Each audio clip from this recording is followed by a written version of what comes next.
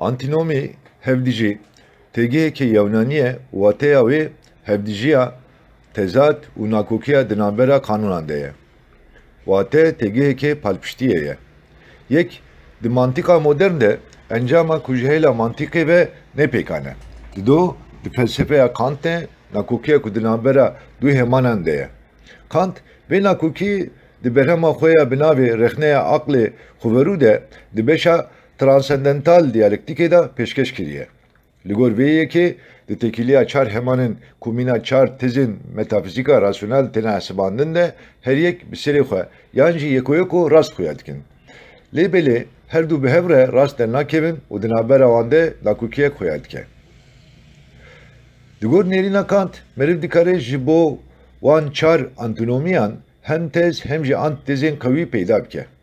Yek dinav demede despekeki gerdune heye u gerdun jehela mekane ve sinordare. Dinav demede despekeki gerdune tune u gerdun jehela mekane ve besinore.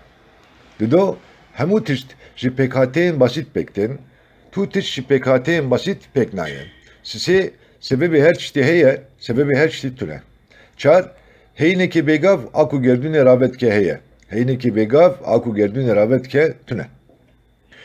Digor nerina Kant tezin peşin encamin daxwaza aklı murovine ku akıl duxwaze ji bo hemû çiştên bişert sebebi ki bingehin peyda bike. Antitezin di reza duyem de jî encamin daxwaza aklı murovine ku divir de jî akıl duxwaze her rewşê mîna rewşekê ku ji aliyê hinek çiştê nim ve hatine demin girtin behesibine.